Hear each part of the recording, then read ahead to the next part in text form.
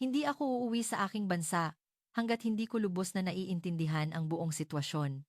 Alam ba ninyo na ang arrival lobby ng Ninoy Aquino International Airport, NAIA, ay punong-puno ng mga kababaihang Tsino mula pa kaninang umaga? Ito ay hindi lang basta isang dating tour. Ito ay isang pambihirang malawakang paglisan na kinikilala mismo ng gobyerno ng China bilang isang pambansang krisis. Ang bida sa kwento ay si Wang Mei, isang top influencer sa Shanghai, na dating tumatawa at iniinsulto ang Pilipinas bilang isang mahirap na kapitbahay.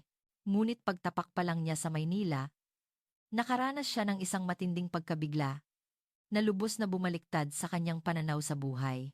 Ano ang malupit na katotohanan na natuklasan niya nang mag-alok siya ng malaking halaga sa isang convenience store clerk na Pilipino at tinanggihan siya ng walang awa? Ano ang kayamanan ng Pilipinas na hindi mabibili ng pera, na gustong-gusto makamtan ng mga kababaihang Tsino kahit na makuyong pa nila ang kanilang mga kamao? Ang kanyang walang halong pagsisisi ay tiyak na magpapaalala sa ating mga Pilipino ng dangal at karangalan na tila nakakalimutan na natin. Heto na ang pasiklab ng nakakagimbal na tunay na kwento. Sa pagdagsa ng mga kababaihang Tsino sa NAIA, matindi ang pagkaalarma ng gobyerno ng China dahil sa mga kabataang babaeng desperadong gustong makakuha ng asawang Pinoy. Isang hindi kapanipaniwalang pangyayari ang nagaganap kamakailan sa China, kasabay ng pagdagsa ng mga turistang Tsino dahil sa pagluwag ng bisa. Ang mga kabataang babae na may edad 20 hanggang 30 sa buong China ay tila nagkasundong sumasakay sa mga eroplanong patungong Pilipinas. Napakarami nila para ituring na turista lang, at napakabilis ng kanilang pagdating para ituring na mag-aaral lang. Ano ba talaga ang mayroon sa Pilipinas? Sa mga online community sa China, sabay na sumasabog ang inggit sa Pilipinas at ang malaking Filipino boom. Isang araw, sa gitna ng kakaibang pangyayaring ito, may isang beauty influencer na Tsino, si Wang Mei, ang nagbunyag ng tunay na dahilan kung bakit nagpupumilit ang mga kabataang babae sa China na pumunta sa Pilipinas matapos niyang personal na bisitahin ang bansa.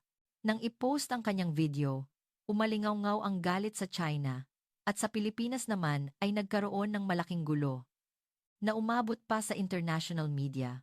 Bakit? At ano ang nakita niya sa Pilipinas para masabi niyang, "Walang iba, kundi Pilipinong lalaki lang ang kailangan ko"? Pakinggan natin ang kanyang nakakagimbal na pag-amin. Bago tayo magsimula, para makatulong sa paggawa ng kwento, paki-subscribe at like ang channel na ito. Nagpapasalamat ako sa lahat ng aking viewers na nakasama ko. At sana ay maging masaya at malusog kayo hanggang sa katapusan ng taon. Kung sinusuportahan mo ang Pilipinas, i-type mo sa comment sa baba, ang Go Pilipinas. Kumusta? Ako si Wang Mei. Ako ang nagpapatakbo ng video channel ng pinakamalaking cosmetics shopping mall sa Shanghai. O, mas tama yatang sabihin na pinapatakbo ko noon, ilang buwan na ang nakakaraan. Daan-daang libo ang dumadagsa sa aking live broadcast tuwing gabi. Ate May, ang ganda ng kulay ng lipstick na yan. Kailan lalabas ang bagong produkto ngayong buwan? Nagliliyab sa dami ng komento ang comment section. At sold out agad ang mga produkto pagka-upload. Nakatira ako sa isang luxury apartment sa Shanghai. At normal lang sa akin ang magdala ng mga brand new designer bags. Ngunit 3 buwan lang ang nakalipas. Mula noong nakaraang buwan, biglang bumaba ang bilang ng viewers ko. Ang 500,000 live viewers ko ay naging 200,000 at bumagsak pa sa 100,000. Nagbago rin ang laman ng mga komento. Ate May, bakit ka pa nagbo-broadcast sa Shanghai? Lahat ng ibang influencers nasa Maynila na. Kung walang background ng Pilipinas, mukhang baduy na ngayon. Ang kalaban namin ay nagbo-broadcast sa Intramuros. Ikaw lang ang nahuhuli, ate. Nag-init ang ulo ko. Pilipinas? Ano naman kung Pilipinas? Sabi ko sa sarili ko. Isa lang yang maliit na kapitbahay ng China. May matinding koneksyon kami sa kasaysayan, kaya bakit ko kailangang pumunta sa lugar na yon? Hindi ko maintindihan. Ngunit ang katotohanan ay malupit. Isa-isa nang tumigil ang mga advertisers sa pakikipag-ugnayan sa akin. Pasensya na, representative. Mahihirapan kami sa contract ngayong season. Ang trend ngayon ay Philippine background. Kaya nakikipagnegosasyon kami sa ibang influencers. Sa loob ng 1 linggo, umalis ang lahat ng pangunahing advertisers ko. Ang buwanang kita ko ay nabawasan ng kalahati. Ang upa, suweldo ng mga empleyado, gastos sa inventory, lahat ay sumasakal sa akin. Nag-iisip ako buong gabi. Dapat ba akong pumunta sa Pilipinas? Hindi. Hindi papayag ang pride ko. Pakiramdam ko, tatapon ko ang dangal ko bilang isang Tsino. Ngunit nang tiningnan ko ang balanse ng aking bangko kinaumagahan, naintindihan ko. Hindi ako makakakain sa pamamagitan ng pride. Sa huli, nag-book ako ng plane ticket patungong Maynila. Nanginginig ang mga daliri ko. Nang i-click ko ang mouse, parang may gumuho sa loob ko. Pagtataksil ito, sabi ko sa sarili ko, ako, na dati ay ininsulto ang Pilipinas, ay kailangan ngayong pumunta roon para gumawa ng content. Ako, na tinatawag na mga traidor ang mga influencers ng kalaban, ay parehong landas na ang tatahakin ngayon. Habang iniimprenta ko ang tiket, patuloy akong nawiwindang. Kailangan ko pang maghanda ng visa documents. Ako, na nag-apply ng visa para sa isang maliit na kapuluan. Nagalit ako habang ginagawa ang mga dokumento. Ngunit wala akong magagawa. Ang mabuhay ang mas mahalaga. Nang gabi bago ang aking pag-alis, palihim kong pinanood ang live broadcast ng kalaban ko sa Maynila. Sa background ang kalsada sa Makati, at may 80,000 katao ang nakakonekta sa kanya. Mas marami pa ito sa peak ko. Nagkakagulo ang comment section. Ang pogi ng Pinoy sa likod mo, ate. Ang ganda talaga ng Maynila. Gusto ko ring pumunta sa Pilipinas. Isinara ko ang aking laptop. Kahit ayaw kong aminin, mayroon talagang kakaiba sa Pilipinas. Isang bagay na nagpapabaliw sa mga kababaihang Tsino. Kinaumagahan, kinaladkad ko ang maleta ko papuntang airport. Ang mukha ko sa salamin ay maputla. 1 linggo lang ako. Kukuha lang ako ng content at babalik agad. Kinakabahan ako at mabigat ang pakiramdam ng aking dibdib. Sumakay ako sa eroplano at tumingin sa labas ng bintana. Unti-unting lumiit ang skyline ng Shanghai. Pilipinas, ano ba ang mayroon diyan at nagkakagulo kayo? Hindi pa rin ako naniniwala. Hindi ko iniisip kahit 1% na mas magaling ang Pilipinas kaysa sa China. Kukuha lang ako ng kinakailangang background video at babalik. Ngunit iyon ay bago lang ako dumating sa Ninoy Aquino International Airport. Naya. Pagkalipas ng 2.5 oras, lumapag ang eroplano sa Naya. Ang in-flight announcement ay nasa Tagalog, Ingles, at Chinese. Ngunit naiinis ako, nagseserbisyo pa sila sa Chinese? Ibig sabihin, gaano ba karami ang dumarating sa amin? Bumaba ako ng eroplano na may komplikadong damdamin. Mula pa lang sa pasilyo patungo sa immigration, kakaiba na, malinis, napakalinis, kumikinang ang sahig, at presko ang hangin. Ibang-iba sa maruming hangin sa airport ng Shanghai. Siguro maganda lang ang aircon. Hindi ko inisip na malaking bagay yon. Ngunit pagpasok ko sa immigration area, hindi ako makapaniwala. Ang daming tao at mga dayuhan pa taga-Europa, Southeast Asia, Amerika, lahat ng lahi ay magkahalo. Mas marami pa yata ang dayuhan kaysa sa Pilipino. Bulong ko sa sarili ko. Bihira lang kasi ako makakita ng dayuhan. Sa airport ng China, nagbubuhos ang gobyerno ng China ng malaking pera para sa mga turistang dayuhan.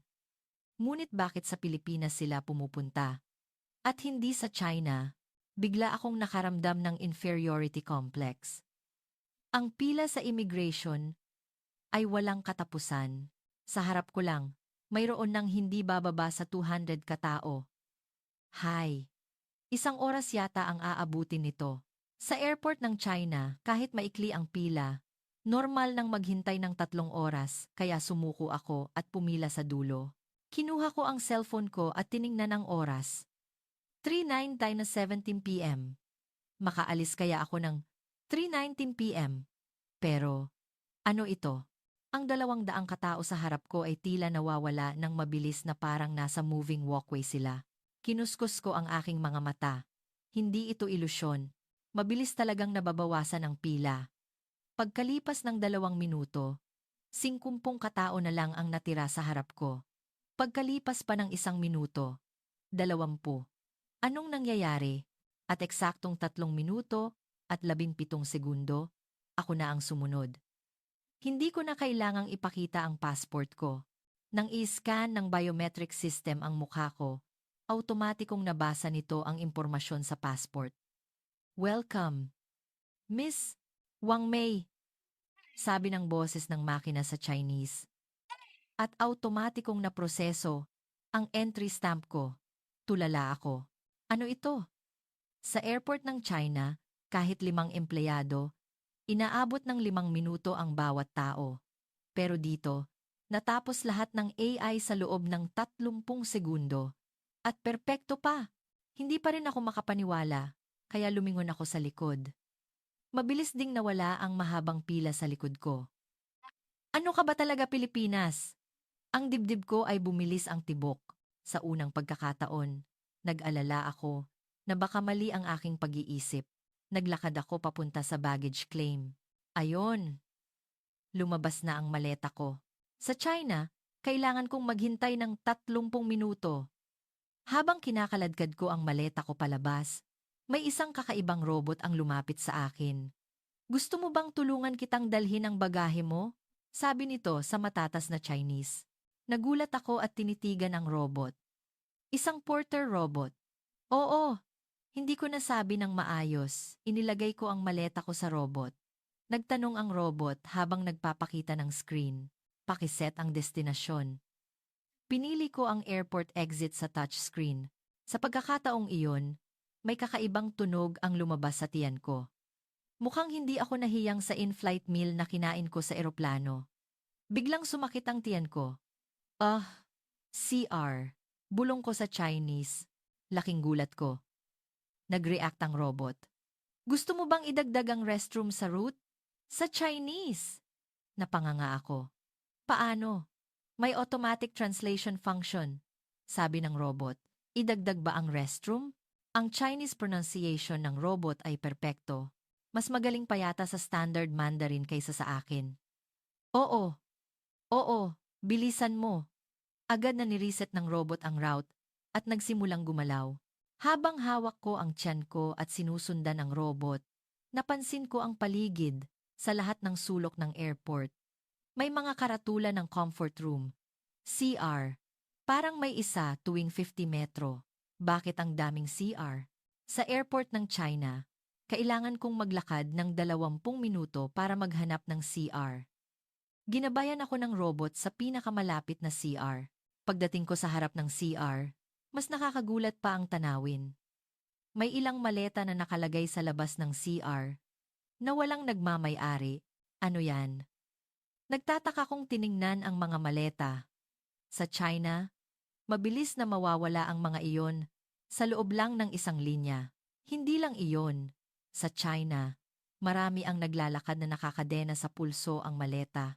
Pero dito, iiwan lang nila sa sahig habang nagsi-CR? Seryoso ba kayo? Magnanakaw? Ngunit ang mga tao sa paligid ay kalmado lang. Iniwan lang nila ang kanilang mga bagahe sa harap ng CR at pumasok. Hindi talaga ako makapaniwala. Hawak ang tiyan ko. Pumasok ako sa CR. May libreng toilet paper, bidet spray, kahit tabo man lang. Automatic sanitizer, at automatic air freshener pa. Perpekto rin ang tubig. Ito ba ang libreng pampublikong CR? Mga facilities na makikita lang sa 5-star hotel sa China. Pagkatapos kong gumamit ng CR, ang maleta ko ay nandoon lang, sa tabi ng robot. Walang humipo. Sa sandaling iyon, naintindihan ko na. Ang Pilipinas ay hindi ang bansang iniisip ko. Hindi ito isang maliit na kapitbahay ng China, kundi isang bansa na nasa ibang dimensyon. Habang lumalabas ako sa airport, Lumingon-lingon ako sa paligid. Ang malinis na sahig, ang magiliw na mga karatula, ang mga pasilidad sa lahat ng dako-lahat ay dinisenyo para sa comfort ng gumagamit. Kahit 5 taong bata, kayang gumamit mag-isa, bulong ko habang lumalabas. At nang sumakay ako sa taxi, nakumpirma ko. Sa loob ng 1 linggo, lubos na magbabago ang aking pag-iisip. Sa loob ng taxi, nakatingin lang ako sa labas ng bintana. Mula sa expressway patungo sa Maynila, iba na ang tanawin. Walang mga basag na kalsada. Walang basura. Ang expressway ng China ay madalas na sira ang aspalto at nanginginig ang sasakyan. Ngunit dito, napakakinis ng biyahe. Bakit po ang linis ng mga kalsada ng Pilipinas? Tanong ko sa driver, gamit ang translation app. Tumawa ang driver at sumagot. Natural lang, ma'am. Ito ay pinapanatili gamit ang buwis. Kaya natural lang na malinis. Natural lang daw? Sa China. Kahit nagbabayad kami ng buwis, sira pa rin ang kalsada. Pagpasok sa Maynila, kinuha ko ang kamera ko. Kusa akong gustong kumuha ng larawan. Isang ordinaryong residential area lang. Hindi ito tourist spot o sikat na kalsada, kundi isang ordinaryong bayan. Ngunit hindi ka panipaniwala, ang ordinaryong eskinita ay napakaganda. Ang mga kalsadang maayos ang pavement, may mga puno sa tabi, inayos ang mga bakod. May maliliit na cafe sa paligid ng eskinita. Bawat isa ay may kakaibang signage. Ito ba ang ordinaryong bayan? Ang ordinaryong bayan sa China ay may basag na konkretong sahig, nagkalat ang basura, at barado ng ilegal na nakapark na motorcycle ang sidewalk. Sa harap ng tindahan, maingay ang mga speaker, at masakit sa tenga ang mga peddler. Ngunit dito, tahimik, payapa. May mga magagandang pintura sa dingding ng eskinita, at may maliliit na halaman, parang studio sa photobook bulong ko. Parang shooting location para sa isang fashion magazine. Tumigil ang taxi sa harap ng isang eskinita malapit sa Intramuros. Ito ang lugar na pinili ko dahil narinig ko sa TikTok na ito ang pinupuntahan ng mga kababaihang Tsino. Nang binayaran ko ang fare, binigyan ako ng driver ng resibo. Kailangan mo ba? Ma'am? Ngumiti siya ng magiliw. Sa China, normal na hindi magbigay ng resibo ang taxi. At siningil pa ako ng sobrang presyo. Kinaladkad ko ang maleta ko at pumasok sa eskinita ng Intramuros. Sa sandaling iyon, parang pumasok ako sa ibang mundo. Mga eskinita na may luma at tradisyonal na arkitektura. Ngunit hindi ito luma at sira-sira, kundi sophisticated ang renovation. Ang lumang adobe walls at mga pintuan ay napanatili, ngunit ang loob ay naging modernong cafe, tindahan ng libro, at gallery. Posible pala yan? Napanganga ako. Ang mga tourist spot sa China ay puro fake at baduy. Sinasabing pinapanatili ang tradisyon, ngunit puro cheap na souvenir shop lang ang nakalinya. At sinasabing nagmomodernisa, ngunit sinisira naman ang lahat ng tradisyon. Ngunit dito, iba, perpektong pinaghalo ang tradisyon at moderno. Habang naglalakad ako sa eskinita, patuloy kong nirecord ang aking kamera. Ang mababang bubong, ang mga wooden posts, ang mahinang musika na naririnig sa malayo, lahat ay perpektong content. Sa China, kahit pumunta ako sa sikat na tourist spot, hindi ko mahahanap ang ganitong kilig. Tumigil ako sa harap ng isang cafe, may mannequin na nakasuot ng barotsaya na pambato. Kahit tradisyonal ito, muling na-interpret ang disenyo nito sa modernong paraan. Napakaganda. At nawalan ako ng salita. Ang katabing gusali ay isang book cafe na parang comic book shop. Sa likod ng salamin, nakita ko ang bookshelves at vintage lighting. Pumasok kaya ako? Inabot ko ang kamay ko para buksan ang pinto ng cafe. Ngunit sa sandaling iyon, may isang lalaki na naunang pumasok sa cafe ang humawak sa pinto para sa akin. Isang Pilipinong lalaki na mukhang nasa huling bahagi ng 40s. Matangkad siya at maganda ang tindig. Ang taas ko ay 162 centimeters. Ngunit ang lalaking iyon ay mukhang mas mataas pa sa 180 centimeters. May malinis na shirt at jeans. At maayos ang gupit ng buhok.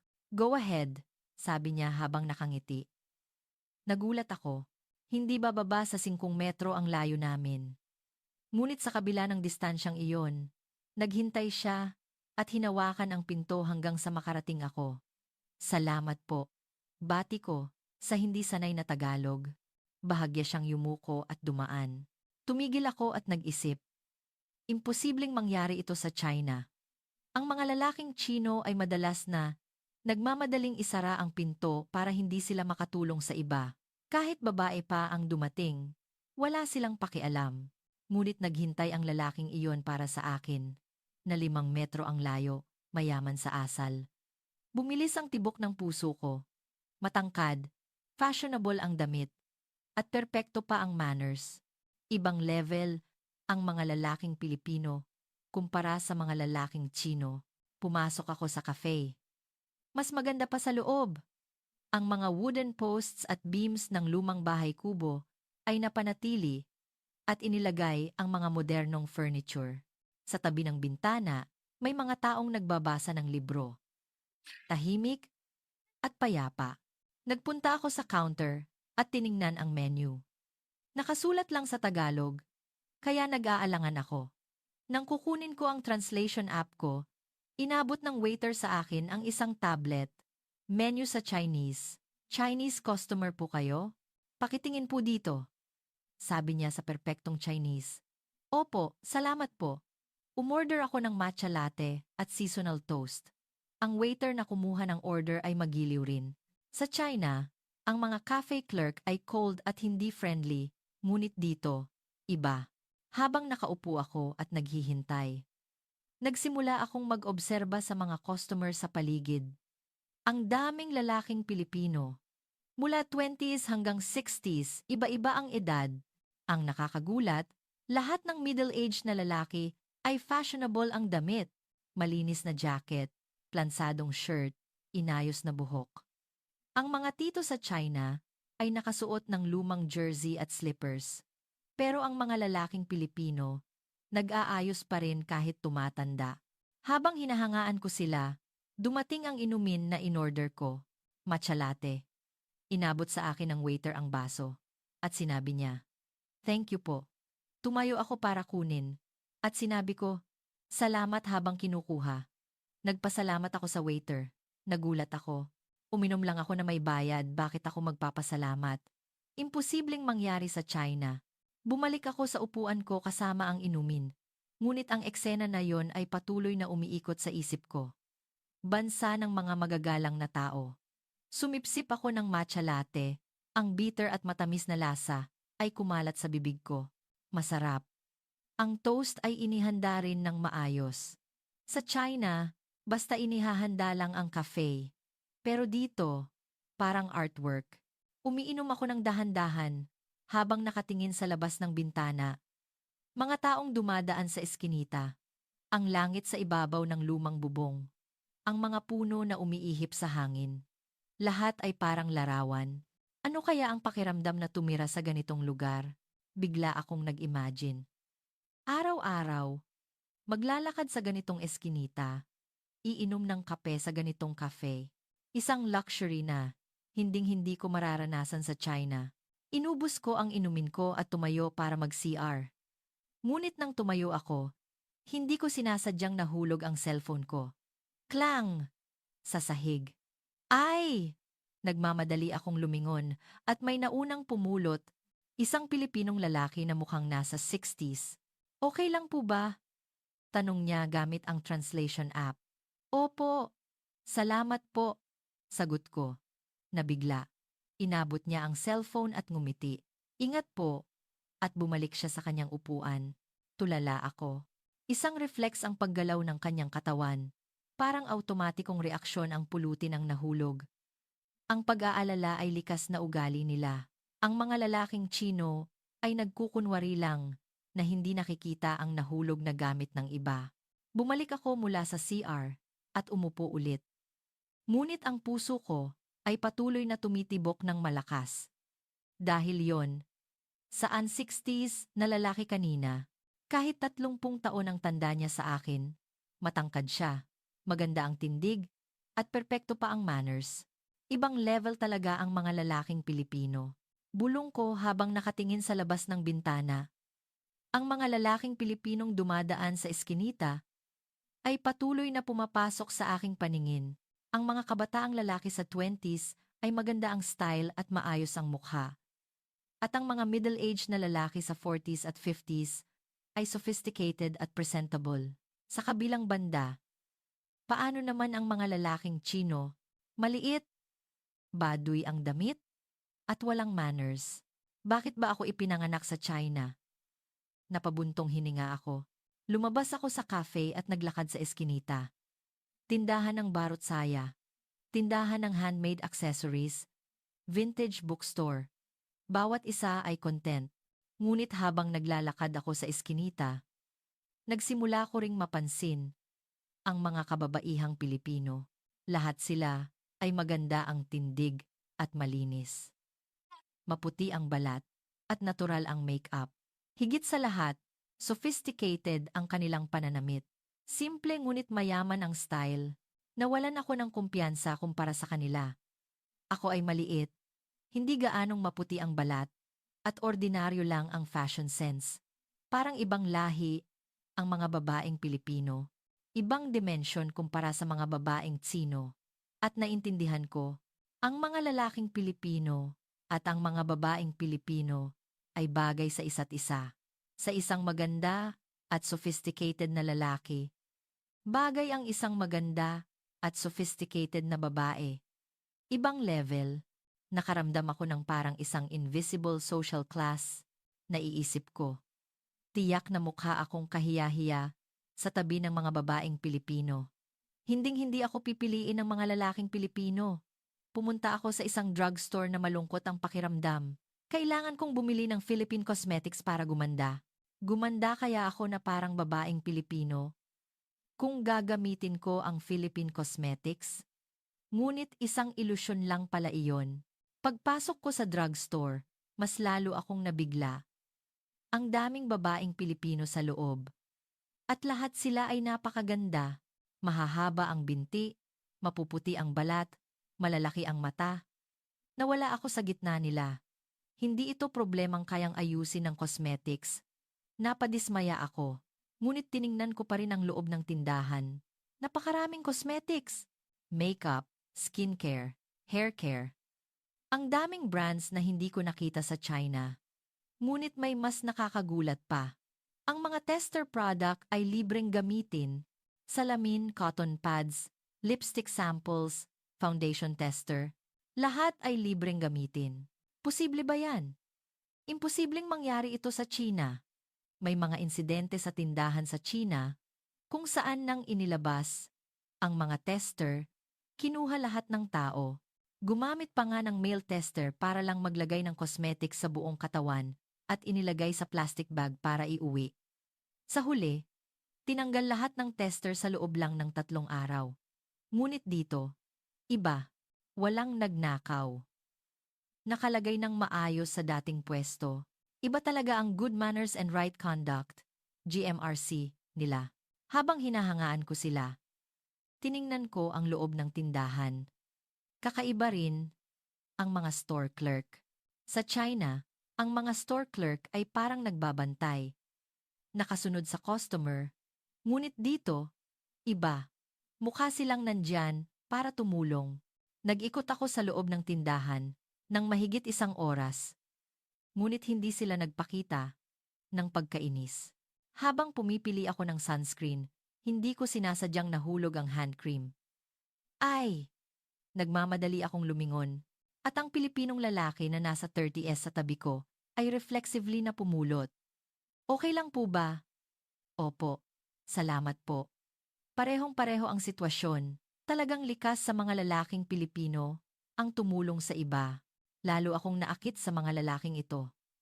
Pumili ako ng ilang produkto at pumunta sa cash register. Ngumiti ng malaki ang clerk at nag-compute. Total po ay 8,500 pesos. Inabot ko ang card ko at nagtanong, Ang kulay po ba ng lipstick na ito ay gusto ng mga lalaking Pilipino? Natural at cute. Salamat po. Kinuha ko ang shopping bag at lumabas sa tindahan. Umupo ako sa bench sa harap at napabuntong hininga. Kahit gumamit ako ng Philippine Cosmetics, isa lang akong babaeng Chino. Ang pag-iisip na hindi ako maikukumpara sa mga babaeng Pilipino, kahit gaano pa ako gumanda, ay pumasok sa isip ko. Ngunit hindi ako sumuko. Umupo ako sa bench at pinanood ang mga lalaking Pilipinong dumadaan ng mahigit 30 minuto, matatangkad, fresh, sophisticated. Nabusog ang mata ko. Ibang-iba talaga sa mga lalaking Chino. Kahit wala akong experience sa relationship, mukhang mai-in-love na ako sa isang middle-aged na lalaking Pilipino dito. Ganoon sila ka-attractive. Hindi kaya ako tumira na lang dito? Bigla akong nag-isip. Iwanan ang China at simulan ang bagong buhay sa Pilipinas. Ngunit malupit ang katotohanan. May problema sa visa, hindi ako marunong magtagalog, at higit sa lahat, hinding-hindi ako pipiliin ng mga lalaking Pilipino. Pangarap lang. Napabuntong hininga ako at tumayo. Ngunit sa sandaling iyon, sumakit na naman ang tiyan ko. Ay, na naman. Talagang problema yata ang kinain kong in-flight meal kaninang umaga. Sumakit ng matindi ang tiyan ko. Saan ang CR? Lumingon ako sa paligid. Ngunit wala akong makita, nakaratulan ng pampublikong CR. Nagsimula na akong pawisan ng malamig. Talagang desperado na ako. Sa China, malamang na ginawa ko na lang ito sa tabi ng halaman sa malapit na parke. Hindi naman kasi kakaiba sa China ang gumawa ng number 1 or 2 sa tabi ng kalsada. Ang mga tao ay nagdadaan lang, na parang okay lang. Humarap ako sa gilid ng parke sa malapit. Ngunit sa sandaling iyon, may isang middle-aged na lalaki ang lumapit sa akin. May translation app na siyang handa. Okay lang po ba? Mukha po kayong maputla. Naghahanap po ba kayo ng CR? Tumango ako. Wala akong lakas para magsalita. Agad niyang kinuha ang cellphone niya at binuksan ang map app. Dito po sa harap, may public restroom. Sasamahan ko po kayo. Salamat po. Sumunod ako sa kanya. Talagang wala pang 50 metro. May pampublikong CR na. Ang daming public restroom dito sa Pilipinas. Libre po at malinis, kaya huwag po kayong mag-alala. Sa sinabi niya, parang tutulo na ang luha ko. Sobrang nagpapasalamat ako sa kanyang kabaitan. Tumakbo ako papasok sa CR. At doon, lalo akong nabigla. Libreng toilet paper, bidet, sanitizer, automatic air freshener, mainit na tubig, mas malinis, at mas perpekto pa sa 5-star hotel sa China. Hindi ako makapaniwala na ito ay libre. Pampublikong CR. Sa China, halos wala namang pampublikong CR. Kung meron man, marumi at mabaho, hindi magagamit. Kaya ang mga Tsino ay gumagawa na lang sa tabi ng kalsada. Ngunit ang Pilipinas ay iba. May pampublikong CR sa lahat ng dako. At perpekto pa ang facilities. Paglabas ko ng CR, naghihintay ang middle-aged na lalaki kanina sa labas. Gumaling na po ba kayo? Tanong niya, gamit ang translation app. Opo. Maraming salamat po talaga. Walang anuman. Mag-ingat po kayo. Ngumiti siya at umalis. Tumayo ako at nag-isip sandali. Ibang bansa talaga ang Pilipinas. Iba ang infrastructure at kultura kumpara sa China. At lalo akong na-in-love sa kanya. Paglabas ko ng CR, pumunta ako sa LRT station. Kailangan kong sumakay sa tren para pumunta sa aking accommodation. Pagpasok ko sa entrance ng LRT station, nagulat na naman ako. May elevator. At marami pa. Sa subway ng China halos walang elevator. Kung meron man, sira o gumagana lang sa ilang oras. Ngunit dito, iba. Gumagana ng maayos ang elevator at ang escalator ay gumagalaw ng walang tigil. Walang problema sa kuryente, mukha! Bulong ko habang sumasakay sa escalator. Pagbaba ko sa platform, nakita ko ang platform screen door. Perpekto ang kondisyon. Sa subway ng China, walang platform screen door kaya madalas ang aksidente. Madalas mahulog ang mga lasing o maitulak sa riles. Ngunit sa Pilipinas, mukhang may platform screen door sa lahat ng station. Ginawa para sa kaligtasan. Habang naghihintay ako sa platform, ipinapakita sa electronic board ang oras ng pagdating ng tren. Darating sa loob ng 2 minuto. Eksakto ang oras. Pagkalipas ng 2 minuto, dumating ang tren. Hindi man lang nagkamali ng 1 segundo. Eksakto sa oras. Sa subway ng China, hindi pare-pareho ang pagitan ng trains at madalas ang delay. Sumakay ako sa tren, malinis ang loob, malinis ang upuan, at walang basura sa sahig. Tamang-tama rin ang aircon. Sa subway ng China, kahit tag-init, hindi nila binubuksan ang aircon, kaya parang hangin lang. Pero dito, komportable. Nang umupo ako, nagulat na naman ako sa average height ng mga lalaking Pilipino, ang tatalino ng mga lalaking nakatayo. Ang mata ko ay nasa tapat lang ng dibdib nila. Parang bata ako. Sa China, average lang ang taas ko, pero dito, maliit ako. Ngunit ang pagiging short na ito ay kakaiba. Ano kaya ang pakiramdam na sumandal sa dibdib ng lalaking Pinoy? Nag-imagine ako, at namula ang mukha ko. Umalis ang tren, maayos ang biyahe, walang shaking, at kaunti lang ang ingay. Ang galing ng teknolohiya. Tumingin ako sa labas ng bintana. Ang mga advertisement sa dingding ng tunnel ay dumadaan. Philippine Cosmetics, Philippine Drama, Philippine Food. Lahat ay sophisticated at malinis. Pagkalipas ng ilang station, bumaba ako sa station, malapit sa accommodation ko. May elevator ulit at malinaw ang exit signs. Pag-ahon ko sa lupa, nakita ko ang isang maliit na parke. Kinaladkad ko ang maleta ko at pumasok sa parke. Gusto ko lang magpahinga sandali. Ang parke ay napakaganda. Maayos na damuhan, malinis na sidewalk, may basurahan sa bawat bench. Ngunit nang tiningnan ko ng maigi ang bench, may USB charging port. Libreng mag-charge? Nagtataka ako, sinubukan kong isaksak ang cellphone ko. Talagang nag-charge. May libreng wifi pa. Ang daming lugar na makakapagpahinga nang walang bayad sa parke ng China. Marumi ang bench at walang convenience facilities. May water fountain din. Malinis ang tubig na lumabas. Kahit matanda, makakapagpahinga ng maayos. Bigla akong nag-isip, ang Pilipinas ay parang isang bansa na kayang maglakad mag-isa kahit matanda.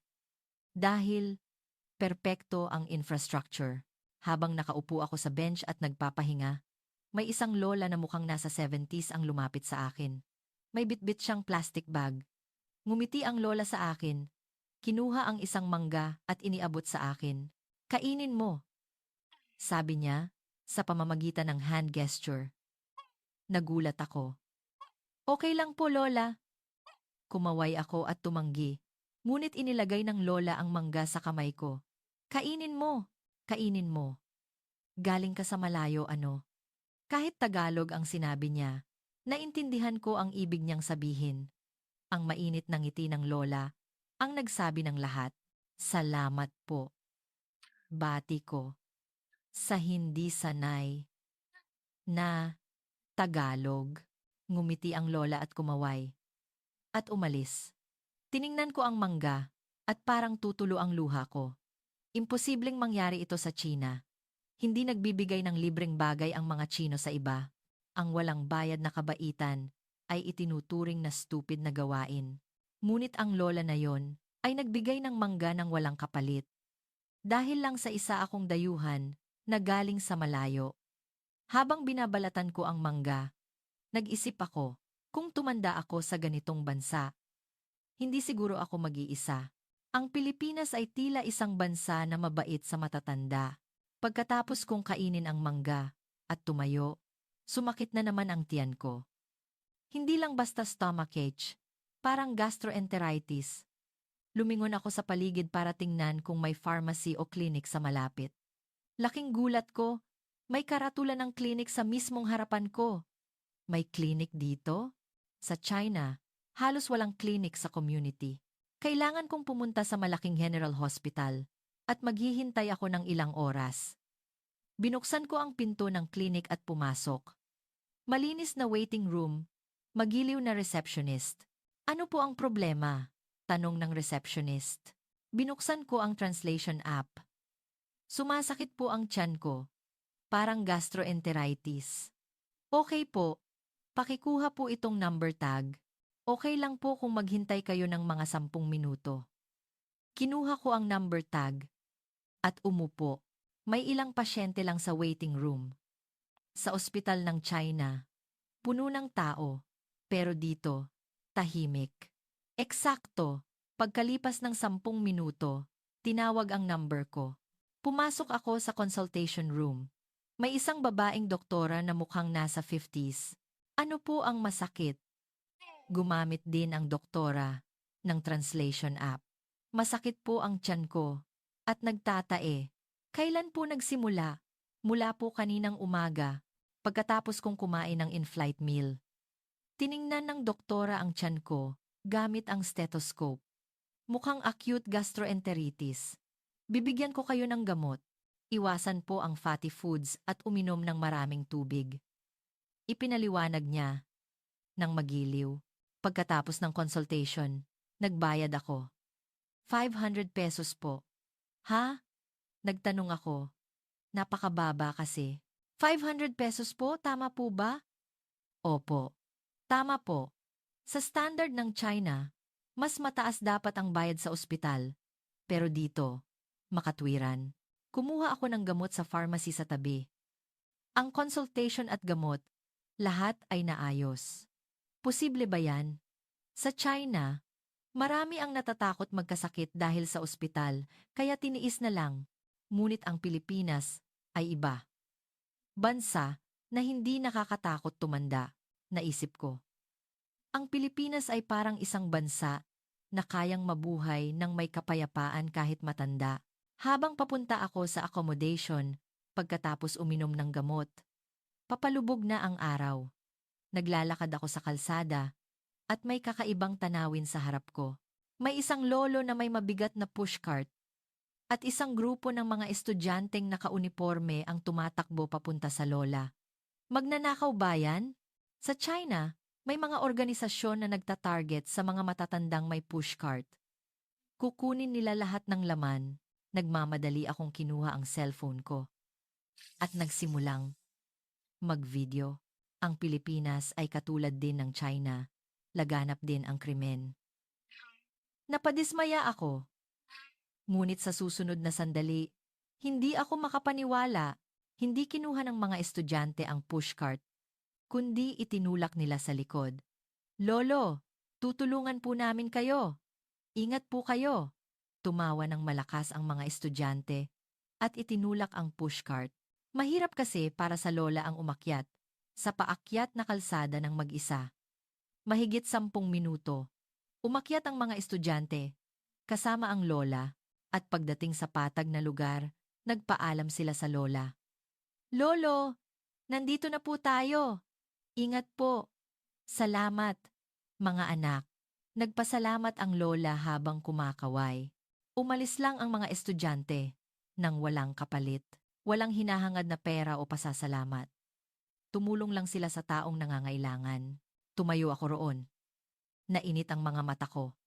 Imposibleng mangyari ito sa China. Hindi kailanman tutulong ang mga Tsino nang walang kapalit. Ang pagbibigay ng oras at lakas ng libre ay itinuturing na stupid na bagay. Ayaw nila na may ibang makikinabang. Ngunit ang mga estudyanteng ito ay iba. Tumulong lang sila sa lola nang walang personal gain. Mga tanga. Mga tangang-tanga. Bulong ko, ngunit mainit ang dibdib ko. Ano kaya ang pakiramdam na tumira sa bansang may ganitong mga tanga? Isang bansa na nagtutulungan. Isang bansa na nagbibigay ng kabaitan ng walang kapalit. Kung uulitin ng China ang ganitong stupid na gawain, magiging high-level na bansa kaya kami? Imposible. Napabuntong hininga ako. Hinding-hindi magbabago ang mga Tsino. Masyado nang malalim ang selfishness at kawalan ng tiwala. Tinitigan ko ang eskinita kung saan nawala ang mga estudyante. At naintindihan ko, ang dahilan kung bakit ako na in love sa Pilipinas ay hindi lang dahil sa mga poging lalaki, ang kultura ng malasakit, ang disiplina, ang pagtutulungan. Lahat iyon ang umakit sa akin. Habang pabalik ako sa accommodation, patuloy akong nag-iisip. Ang ganda sana kung makakatira ako sa Pilipinas. Isang bansa na perpekto, malinis, at mabait ang mga tao. Isang bansa na hindi nakakatakot tumanda. Isang bansa na affordable ang healthcare at malinis ang pampublikong CR.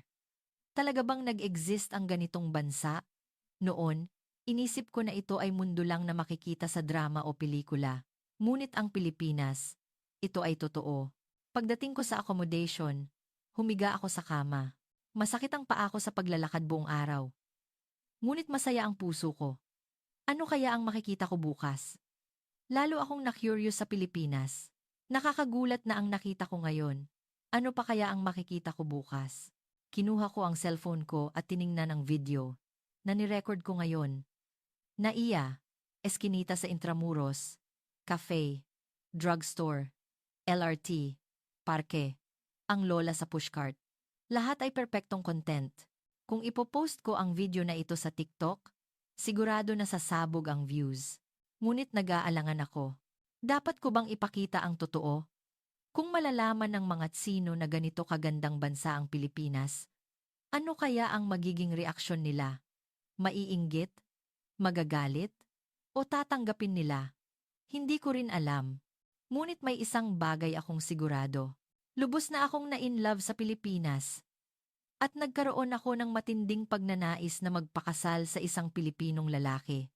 Hindi na ako makikipag-date sa lalaking sino. Maliit, walang manners, baduy ang damit ng mga lalaking Tsino.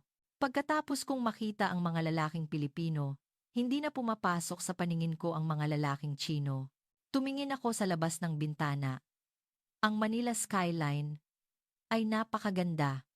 Kumikinang ang mga ilaw, at ang bayan ay masigla pa rin. Gusto kong tumira dito. Sa unang pagkakataon, gusto kong iwanan ang aking sariling bansa.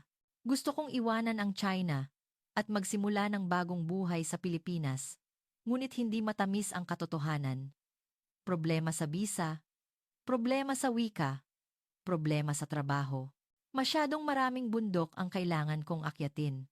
Bukas, tingnan ko pa. Ipinikit ko ang aking mga mata. Ano kaya ang susunod na magiging sorpresa bukas?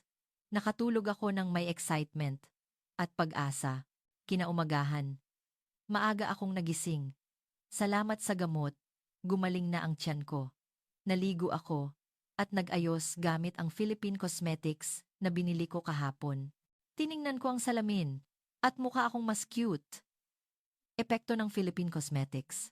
Pero hindi pa rin ako kasing ganda ng mga babaeng Pilipino.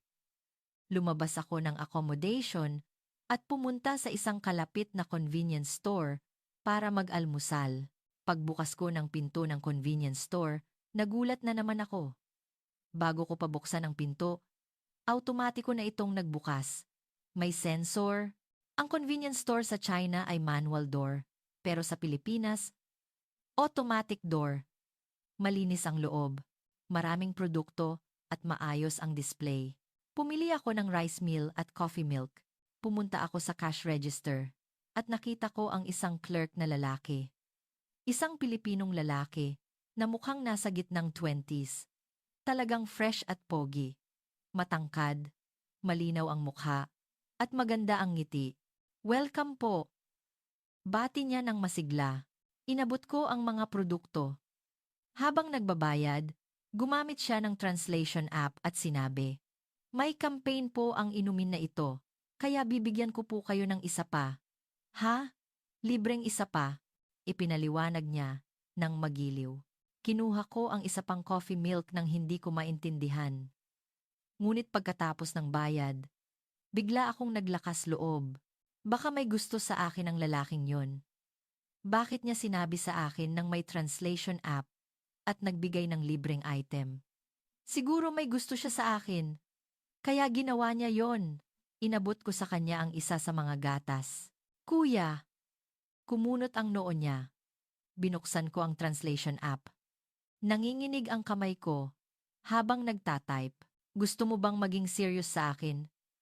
Ipinakita ko sa kanya ang screen. Napadilat ang kanyang mga mata. Nagpatuloy ako sa pagtype.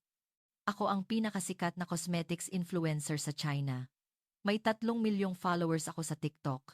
Bata ako at maganda. Sigurado akong magugustuhan mo ako. Kung magpakasal ka sa akin, kaya kitang bigyan ng trabaho sa kumpanya ko. Bibigyan kita ng 3 beses sa average monthly salary ng Pilipinas. Ano sa tingin mo? Ito ang chance mo para baguhin ang buhay mo at ng pamilya mo. Ipinakita ko ang screen ng may kumpiyansa. Sa China, sa ganitong kondisyon, magkakapila ang mga lalaki, ngunit ang ekspresyon ng kanyang mukha ay tumigas. Binuksan niya ang translation app at nagsimula siyang mag-type. Ang sinabi mo na, totoo lang ay bata ka. Hindi ako sumasang-ayon sa salitang maganda ka. Tingnan mo ang labas. Itinuro niya ang labas ng bintana. Kahit sa ordinaryong kalsada, madaling makita ang mga babaeng Pilipino na mas maganda at mas may manners kaysa sa iyo. Bakit ako makikipag-date sa iyo? Napakainit ng mukha ko. Ngunit nagpatuloy siya sa pag-type. At sa tingin mo, nabibili ng pera ang puso ng tao? May mas mahalaga pa sa pera dito sa Pilipinas. Dangal, tiwala, at ang kalooban na hindi magbigay ng abuso sa iba. Bigla kang nag-propose dito at hindi mo napapansin na nanggugulo ka sa ibang customer. Ipinagmamalaki ko na nagtatrabaho lang ako dito. Dahil kumikita ako sa sarili kong lakas at sumusunod ako sa batas, walang sino man ang makikipag-date sa isang taong may ganitong walang galang at makasariling pag-iisip. Sa pagbasa ko sa huling pangungusap, gumuho ako. Umalis ako sa convenience store na parang wala sa sarili. Habang naglalakad, tiningnan ko ang sarili ko sa glass window at naintindihan ko, wala akong charm kumpara sa ordinaryong babaeng Pilipino sa kalsada. Maliit ako, ordinaryo ang mukha, at baduy ang style. Isa lang akong babaeng Chino na naglagay ng cosmetics. Walang silbi kahit gumamit ako ng Philippine cosmetics. Hindi ko malampasan ang pader ng kagandahang nagmumula sa loob ng mga Pilipino. Umupo ako sa bench sa kalapit na parke. Wala akong ganang kumain ng rice meal. Tulala lang ako. Tiningnan ko ang mga lalaking Pilipinong dumadaan. Matatangkad, pogi, sophisticated. Lahat sila ay may mataas na halaga. Mga nilalang na hinding-hindi ko makukuha. Ngayon, naintindihan ko na kung bakit nagsasalita ng masama ang mga Chino sa Pilipinas, bulong ko. Ang mga Chino, kahit anong gawin nila, hindi sila magiging Pilipino. Dahil sa kawalan ng kakayahan na ito, nagsasalita sila ng masama sa Pilipinas. Masyadong perpekto ang Pilipinas. Ang infrastructure, kultura, lahat ay mas magaling kaysa sa China. Kaya hindi nakayanan ng mga Chino. Gusto ko ring magsalita ng masama sa Pilipinas. Ngunit hindi ako makapagsalita ng masama. Dahil ang Pilipinas ay talagang isang magandang bansa. Walang masama. Ang mali ay ang China. Ang hindi pag-unlad ng China, ang mababang civic consciousness, ang kakulangan ng infrastructure. Lahat ay problema ng China. Umupo ako sa bench ng mahigit 1 oras. Tulala lang ako sa mga taong dumadaan. Sa sandaling iyon, may nakita akong pamilyar na mukha sa malayo. Ang middle-aged na lalaki na tumulong sa akin kahapon, ang naghanap ng CR para sa akin. Nang mapansin niya ako, lumapit siya. May translation app na siyang handa. Ikaw yung kahapon, ano? Okay lang po ba? Mukha kayong maputla. Opo, okay lang po. Isang kasinungalingan. Hindi ako okay. Umupo siya sa tabi ko. Kumusta ang trip mo sa Pilipinas? Nag-enjoy ka ba? Opo. Ang Pilipinas po ay talagang isang magandang bansa. Ganoon ba? Mahal ko rin ang Pilipinas. Ngumiti siya. Naglakas loob ako. At nagtanong, Kuya, bakit po kayo tumulong sa akin kahapon? Dayuhan ako. Nag-isip siya sandali at nagsimulang mag-type. Ito ay kuwento noong 20 taon na ang nakakaraan. Nag-travel ako sa Shanghai para sa business trip. Isa akong employee ng trading company. Ngunit naligaw ako pagkalabas ko ng hotel. Hindi ako marunong mag-Chinese at wala akong map. Talagang naguguluhan ako. Alas, 10 na ng gabi at madilim ang kalsada. Sa sandaling iyon, may isang lolo na tsino ang nakakita sa akin. Nang malaman niyang dayuhan ako, tinanong niya ako gamit ang hand gesture. Ipinakita ko ang business card ng hotel at sinamahan ako mismo ng lola sa hotel. Naglakad kami ng 30 minuto. Mukhang nasa 70s na ang lola at mahirap siyang maglakad. Ngunit sinamahan niya ako hanggang sa hotel. Nag-alok ako ng pera. Ngunit kumaway ang lola at tumanggi. At habang umaalis siya, sinabi niya, "Bata, mag-ingat ka sa ibang bansa. Good trip." Sa sandaling iyon, naintindihan ko, ang kabaitan ay lumalampas sa hangganan. Kaya, kahit 20 taon na ang nakalipas, kung may dayuhan na nangangailangan ng tulong, tinutulungan ko, isinasauli ko ang kabaitang natanggap ko noon sa ibang tao. Naiyak ako sa pagbabasa ng kwento niya. Ang kabaitan ay umiikot. Ang kabaitan ng lolo Natsino, 20 taon na ang nakalipas, ay bumalik sa akin ngayon sa Pilipinas. Salamat po. Maraming salamat po talaga. Ngumiti siya at tinapik ang balikat ko. Lakas loob ka. Mag-enjoy ka sa trip mo sa Pilipinas. Umalis siya. Umupo ako roon ng matagal. At naintindihan ko. Ang lahat ng kabaitang natanggap ko sa Pilipinas ay baka resulta ng kabaitang ibinigay ng mga Tsino noon. At kung babalik ako sa China ngayon at magbigay ng kabaitan, babalik ito sa ibang Tsino. Sirkulasyon ng kabutihan. Bulong ko. Ang Pilipinas ay isang bansa kung saan perpektong gumagana ang sirkulasyon na yon. Nagtutulungan ang mga tao, may malasakit, at nagbibigay ng kabaitan. Kaya, ang buong lipunan ay mainit. Sa kabilang banda, paano naman ang China? Kung nagbibigay ka ng kabaitan, tatawanan ka. At ang pagtulong sa iba ay itinuturing na loss. Isang lipunan kung saan naputol ang sirkulasyon. Kaya, ang China ay brutal at malamig. Nagdesisyon ako. Kailangan kong magbago pagbalik ko sa China.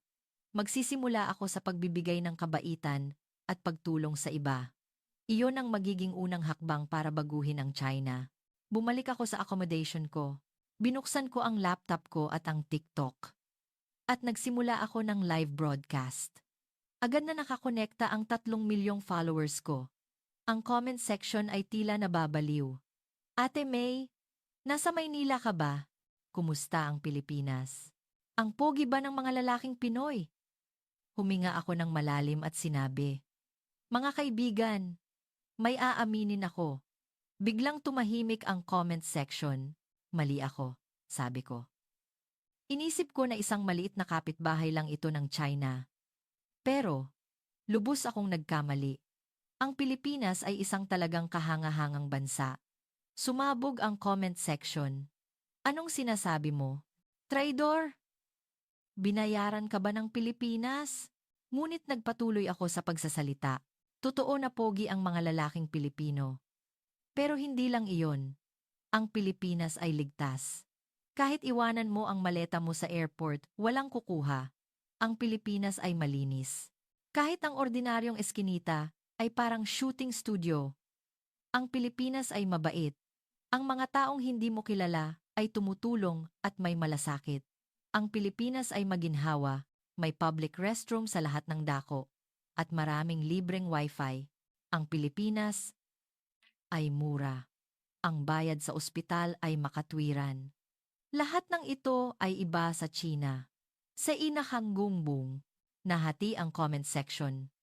Kalahati ay nang iinsulto sa akin, kalahati ay sumasang-ayon. Si May ay isang traidor sa China. Naging aso na ng Pilipinas. Ngunit may iba pang komento. Ang totoo ay dapat tanggapin. Gusto ko ring pumunta sa Pilipinas. Matapang ang pag-amin. Lalo na ang middle-aged at elderly na mga tao ang sumuporta. Kahit bata. Honest siya. Dapat tularan natin. Sana maging ganyan din ang China. Sa huli, sinabi ko, mga kaibigan, alam ba ninyo kung bakit nagdagsaan ang mga kabataang babae sa China sa Pilipinas? Hindi lang dahil sa mga poging lalaki. Kaligtasan, malasakit, disiplina, perpektong infrastructure. Lahat ito ang umaakit sa amin sa Pilipinas. Kaya, ang China ay nagpapanik ngayon dahil lahat ng kabataang babae ay tumatakas patungo sa Pilipinas. Tinapos ko ang live. Ang views ay lumampas sa 100 milyon agad. Mahigit 100,000 ang komento. Nagkakagulo ang TikTok account ko. Ngunit wala akong pagsisisi. Dahil sinabi ko ang katotohanan, tumingin ako sa labas ng bintana. Ang Manila skyline ay napakaganda. Ang Pilipinas ay talagang kahanga-hanga. Bulong ko. At nangako ako. Babalik ako balang araw. Sa pagkakataong iyon, kasama ko na ang isang Pilipinong lalaki. Mukhang imposible pa. Ngunit naniwala ako na magkakatotoo ito balang araw. Dahil ang Pilipinas ay parang isang bansa na nagpapatupad ng mga pangarap. Isang bansa na nagbibigay ng tsansa sa mga nagsisikap. Isang bansa na patas, ligtas, at mainit. Iyan ang Pilipinas. Ang kwento ay nagpatuloy sa detalyadong pang-araw-araw na pagtuklas. At sa huli, ay ang pag-alis at muling pagbabalik na nagpapatunay na ang lahat ng mga pangyayaring ito ay mananatili at hindi mababago ang core content. Ito ang huling bahagi para matumbasan ang haba at dami ng detalye ng orihinal na teksto. Mabilis na lumipas ang isang linggo. Nang huling araw bago umuwi, naglakad ako sa kalye ng Maynila. Sa pagkakataong ito, pumunta ako sa Cubao o Divisoria, isang busy commercial hub. Narinig ko na ito ang lugar kung saan nagtitipon ang karamihan sa mga kabataan. Gaya ng inaasahan, ang Divisoria ay punong-puno ng tao. Naririnig ko ang Chinese, ngunit Pilipinas pa rin ito. Malinis. Ibang level sa commercial area ng China. Habang namimili ako, pumasok ako sa isang cosmetics store. Gusto ko pang bumili ng Philippine cosmetics. Habang nagbabayad ako, may isang lola na sino sa harap ko ang sumisigaw ng malakas. Bakit ang mahal nito? Mas mura ako bumibili sa China. Magbigay ka ng discount. Galing ako sa China. Big spender ako. Ang clerk ay mukhang nababahala. At ginamit niya ang translation app. Pasensya na po. Fixed price po ito. Mahirap po magbigay ng discount. Ano? Ayaw mo magbigay ng discount?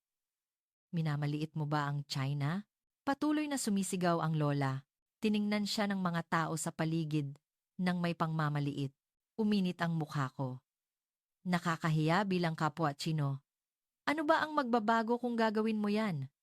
Sa isang linggo ko sa Pilipinas, marami akong natutunan na ang pagsigaw ay hindi solusyon, na nirerespeto ka lang kung rerespeto ka, at na ang imahe ng mga Chino ay ginagawa ng mga Chino. Tahimik akong nagbayad at lumabas ng tindahan. Habang naglalakad ako sa Cubao, may isang eksena ang pumasok sa aking paningin. Sa harap ng pedestrian lane, pula ang ilaw, ngunit lahat ng tao ay naghihintay. Wala man lang sasakyan. Sa China, kung walang sasakyan, tatawid agad sila. Ngunit ang mga Pilipino ay iba. Sumusunod sila sa batas. Nang magbago ang ilaw, tumawid silang lahat nang may kaayusan. Nagsisimula sa maliliit na bagay ang pagsunod sa batas. Bulong ko.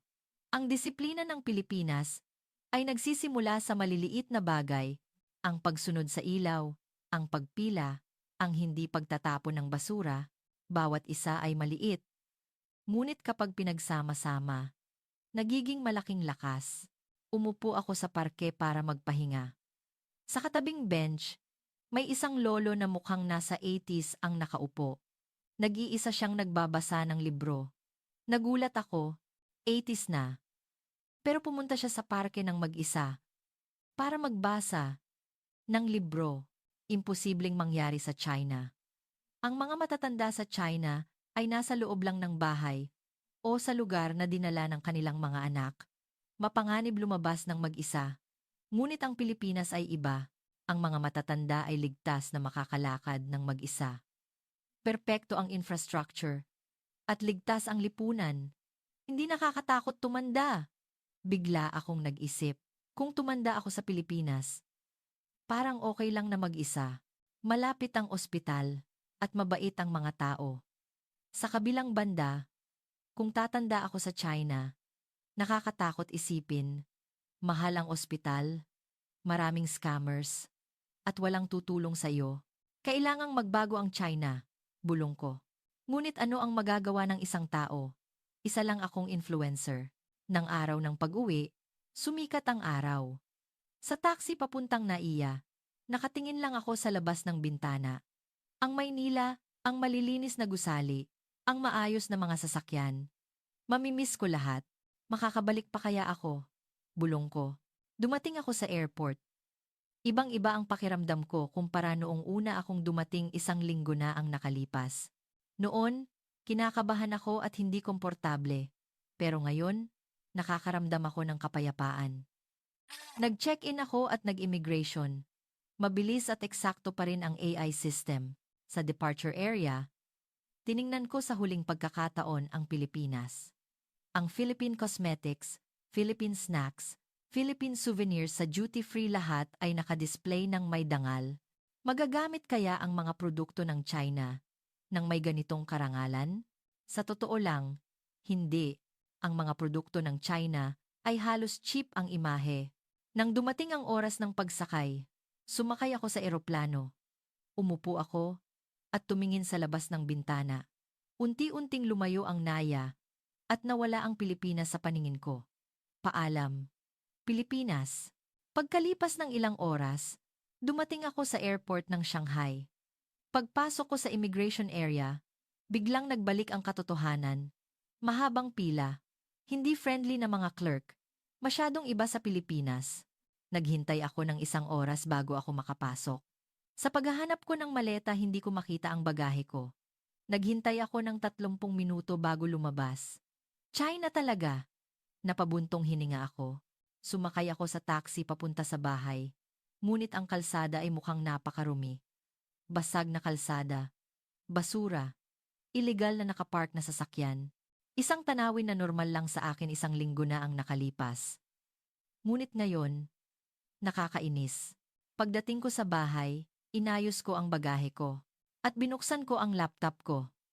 Nagkakagulo ang TikTok account ko. Ang video ng live broadcast ko ay kumalat.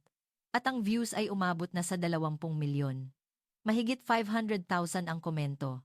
Ang karamihan ay pag-atake. Binayaran ka ba ng Pilipinas? Minamaliit mo ba ang China? Ngunit marami rin ang sumusuporta. Matapang ang pag-amin. Gusto ko ring pumunta sa Pilipinas. Ang totoo ay dapat tanggapin. Ang nakakagulat, ang reaksyon ng middle-aged at elderly na mga tao. Kahit bata. Honest siya. Dapat mag-reflect ang henerasyon namin. Sana maging ganyan ang China. Ibinahagi pa ng mga sikat na personalidad ang video ko. Ang matapat na pag-amin ni Wang Mei. Ito ang kailangan natin. Mga aral mula sa Pilipinas. Bakit kailangang magbago ang China? Nabigla ako sa hindi inaasahang reaksyon. Inakala ko na puro atake lang, ngunit mas marami pala ang sumasang-ayon. Lalo na ang reaksyon ng mga kabataang babae ay sumabog. Gusto ko ring pumunta sa Pilipinas. Totoo bang maganda ang manners ng mga lalaking Pinoy? Turuan mo ako kung paano tumira sa Pilipinas. Binasa ko ang bawat komento. At naintindihan ko. Ang dami palang babaeng Tsino na katulad ko ang pag-iisip. Lahat sila ay nangangarap sa Pilipinas. At gustong tumira sa Pilipinas. Pagkalipas ng 1 buwan, nag-upload ako ng sequel video. Mga kaibigan, nagkamali ako. Pero wala akong pagsisisi. Ang nakita ko sa Pilipinas ay lahat totoo. Ang Pilipinas ay talagang isang kahangahangang bansa. Pero alam ko na ngayon, kaya rin natin. Kung magbibigay tayo ng kabaitan, susunod sa batas, at magbibigay ng malasakit sa isa't isa, ang China ay magiging katulad ng Pilipinas balang araw. Magsisimula ako sa maliliit na kabaitan. Sana sumama rin kayo. Ang video na ito ay nagdulot ng mas malaking reaksyon. 50 million views, 1 milyong komento. Ito ang naging pinakamainit na topic sa social media ng China. Nag-react pa mismo ang gobyerno ng China, nakatuon sa pahayag ni Wang Mei. Plano na isulong ang Civic Consciousness Campaign. Siyempre, hindi ko alam kung magbabago talaga, ngunit ito ang simula ng pagbabago. Pagkalipas ng isang buwan, nagsimula akong mag-aral ng Tagalog. Nakikinig ako sa online lecture. At nag-aaral ng 2 oras araw-araw. Kumusta? Salamat po. Mahal kita. Kahit hindi pa ako magaling, unti-unti akong gumagaling. At nag-research ako tungkol sa visa ng Pilipinas. Student visa, work visa, investment visa. May ilang paraan. Babalik ako balang araw. Nangako ako sa sarili ko tuwing gabi. Nagbago rin ang TikTok channel ko. Ngayon, hindi lang basta nagbebenta ng cosmetics, kundi nagpapakilala na rin ako ng Philippine culture. Ang galing ng Philippine cosmetics, ang disiplina ng mga Pilipino, ang kultura ng malasakit ng Pilipinas. Ang mga viewers ko ay nag-enjoy. Ate May, magkuwento ka pa tungkol sa Pilipinas. Saan ka pa pumunta? May Pinoy ba na nakita ka? Ngumiti ako at sumagot. Wala pa akong nakita na Pinoy, na asawa. Pero balang araw, oo, hanggang sa sandaling iyon, magiging mas mabuting tao ako. Isang tao na karapat-dapat makita ng isang Pinoy, ganoon ang paglipas ng panahon. Pagkalipas ng 6 na buwan, pumasa ako sa intermediate level na Tagalog exam. Pagkalipas ng 1 taon, nakakuha ako ng admission letter para sa isang language school sa isang universidad sa Pilipinas. At ngayon, nandito na naman ako sa NAIA. Sa pagkakataong ito, hindi bilang turista, kundi bilang isang estudyante. Mas marami ang bagahe ko, at mas matagal ang stay ko. Lumabas ako sa immigration gate at nilanghap ang hangin ng Maynila. Bumalik na naman ako sa Pilipinas. Ibang-iba ang pakiramdam ko kumpara noong 1 taon na ang nakalipas. Noon, nawawalan ako ng pag-asa. Pero ngayon, may pag-asa ako. Alam ko na ngayon, hindi ang makita ang isang Pilipinong lalaki, ang goal. Ang maging katulad ng isang Pilipino, ang tunay na goal. Ang mabuhay ng may kabaitan, katapatan, at malasakit. Iyan ang magiging daan para maging isang tunay na Pilipino. At balang araw, magbibigay din ako ng kabaitan sa iba, gaya ng lolo sa Shanghai, na tumulong sa isang Pilipino, 20 taon na ang nakalipas. Magpapatuloy ang sirkulasyon ng kabaitan. Sa pamamagitan ko, naintindihan ko. Hindi lang poging lalaki ang nakita ko sa Pilipinas. Kaligtasan, tiwala, malasakit, init, lahat ng mga value na ito. At iyan ang tunay na dahilan kung bakit nagpupumilit ang mga kabataang babae sa China na pumunta sa Pilipinas. Ano sa tingin ninyo? Napapanatili ba natin ang mga mahahalagang value na ito na mayroon ang Pilipinas? Kailangan nating tandaan na ang lahat ng ito na inaakala nating normal ay isang matinding pangarap para sa iba. Ipinagmamalaki ang Pilipinas. Isang bansa na kailangan nating gawin ng sama-sama. Mag-subscribe at like para suportahan ninyo kami. At magkita-kita tayo sa mas maraming nakaka-inspire na kwento. Ito ang Special Philippines na nagpapakita ng nakakaantig na tunay na kwento sa ibang bansa. Salamat po.